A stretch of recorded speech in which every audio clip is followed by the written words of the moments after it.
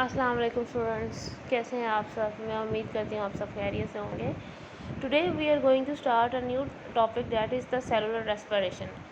Our previous topics were based upon the photosynthesis, in which we read about what are the photosynthesis and different types of photosynthesis, electron transport chain, Calvin cycle. Now we are going to study about the cellular respiration. If we make a comparison between the respiration and the photosynthesis in the plant, then we can say that photosynthesis and respiration both are opposite to each other. For example, in photosynthesis we know that carbon dioxide and water are utilized to form the oxygen and sugar molecule or the carbohydrate, while in respiration oxygen and sugar are the reactants that converted into the carbon dioxide and water molecule. So both are opposite to each other. So this is the comparison between the photosynthesis and cellular respiration. Let's start with the proper definition of the cellular respiration. Respiration is a process in which the complex organic substances like carbohydrates, proteins, fats are broken down to release carbon dioxide and water. So this is the process in which the carbohydrates that are formed during the process of photosynthesis are break down into the carbon dioxide and water.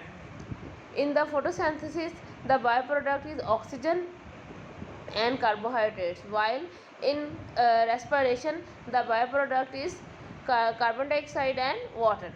Overall respiration may be represented as, for example, we can say that if glucose and oxygen, C6H12O6 is the formula of glucose, and the 6 molecules of oxygen, they are converted into they release carbon dioxide and water and 686 kilocalorie energy.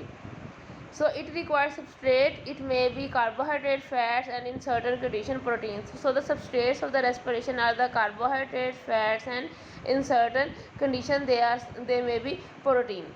So respiration, from the equation you can see that it is opposite to the photosynthesis. Photosynthesis में क्या होता है कि glucose और oxygen जो है वो products हैं, जबकि यहाँ पे ग्लूकोज और ऑक्सीजन क्या है, रिएक्टेंट्स हैं, और they release the carbon dioxide, water molecule and the energy. So here we can see that oxidation of the food take place and they release the carbon dioxide and water and the energy. Let's talk about the types of respiration. Generally there are two types of respiration, that is the aerobic respiration and the anaerobic respiration.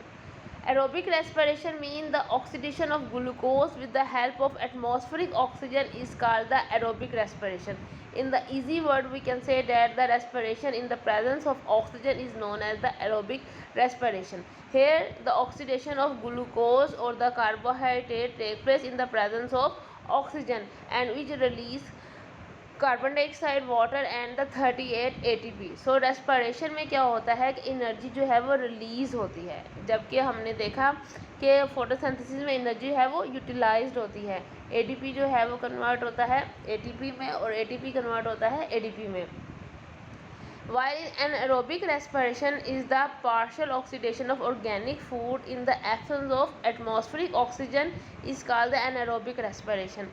In other words, or in the simple word, we can say that anaerobic respiration is the type of respiration in which the oxidation of the food takes place without the absence of oxygen and it converted into the alcohol. For example, the glucose breakdown into the molecule of ethyl alcohol, carbon dioxide and the 2 ATP are released.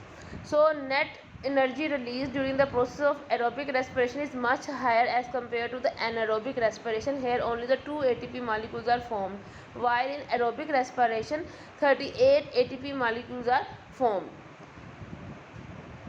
Let me show the process how the aerobic respiration and anaerobic respiration take place in the cell and what are the reaction center where in the cell of the plant the aerobic respiration or the anaerobic respiration take place. Here in the diagram you can see that the aerobic respiration are of three types. Number one is the glycolysis, where the glucose molecule is break down into the pyruvic acid and 2 ATP molecule of energy are released. While it takes place in the cytosol of the glycolysis is the type of aerobic respiration that takes place in the cytosol of the cytoplasm. While the second type is the Krebs cycle, which release the carbon dioxide, and the third type is the electron transport chain, which release 36 ATP. So we can say that the sum of the aerobic respiration, the sum of the ATP released during aerobic respiration is the 38 ATP, 2 during the glycolysis and the 36 at the end of the electron transport chain. So here the chemical energy are utilized. The Krebs cycle release the carbon dioxide, and electron transport chain had used with the help of the oxygen, and glycolysis take place in the cytoplasm or the cytosol, and the Krebs cycle or the electron transport chain in the mitochondria of the cell. Here in the diagram you can see the anaerobic respiration, that is the lactic acid fermentation. Here the here the food are break down in the absence of oxygen, and it takes place in the cytosol, and then this is the anaerobic respiration. While in the diagram you can see that the carbohydrates break down into the glucose, then the glycolysis takes place, that is in the cytosol, and then during the glycolysis the glucose converted into the pyruvate, and with the help of acetyl coenzyme A the Krebs cycle take place, and with the oxidation the electron transport chain is take place, and the anaerobic respiration and glycolysis take place in the cytosol of the cytoplasm, while the electron transport chain and the Krebs cycle take place in the mitochondria. Let me make a comparison between the anaerobic respiration and the aerobic respiration. What are the differences between the anaerobic respiration and the aerobic respiration? Aerobic respiration, it occurs in all living cells of higher organisms. So the aerobic respiration is the type of respiration that take place in all higher organisms, while anaerobic respiration occur only in yeast and some bacteria. Number 2, aerobic respiration requires oxygen for breaking the respiratory substrate. So it requires oxygen for breaking the respiratory substrate कौन कौन से हैं? Glucose and oxygen. तो उसके लिए जो glucose है या कार्बोहाइड्रेट्स है, उनके ब्रेकडाउन के लिए ऑक्सीजन का होना जो है वो ज़रूरी है in case of aerobic respiration. While in case of anaerobic respiration oxygen is not required for breaking the respiratory substrate. If someone asks about the definition of the respiratory substrate, we can say that the glucose and oxygen and sometimes protein are the respiratory substrate of the aerobic of the respiration.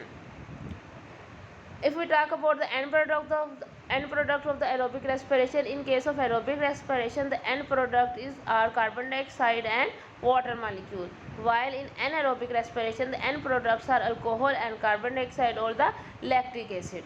So the end products of the anaerobic respiration are always alcohol, carbon dioxide or lactic acid.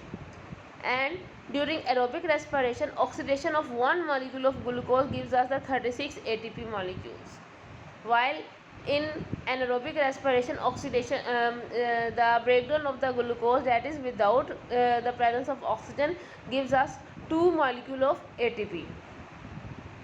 Number 5, ATP consists of 4 stages: glycolysis, link reaction, TCA cycle, that is also known as the carboxylic acid cycle, and the electron transport chain. So there are the 4 steps of the aerobic respiration: glycolysis, link reaction, TCA cycle and the electron transport chain. While the anaerobic respiration occurs in the 2 stages, that is the glycolysis and fermentation. Aerobic respiration occur both in cytoplasm and mitochondria. For example, the glycolysis take place in the cytoplasm while the TCA cycle and the electron transport chain take place in the mitochondria. While anaerobic respiration occur only in the cytoplasm, not in the mitochondria. So this is the comparison between the aerobic respiration and the anaerobic respiration. So the respiration is the type of reaction in which the oxidation of food take place in the presence of oxygen and release the carbon dioxide and the water molecule and the energy. So in case of aerobic respiration, total 38 molecule of oxygen of an ATP are released, or sometimes 36, while in anaerobic respiration only 2 ATP molecules are released. So this is the definition of the cellular respiration, its different types, and the organelles where it take place. In the next lecture we will talk about the glycolysis, the first phase of the aerobic respiration.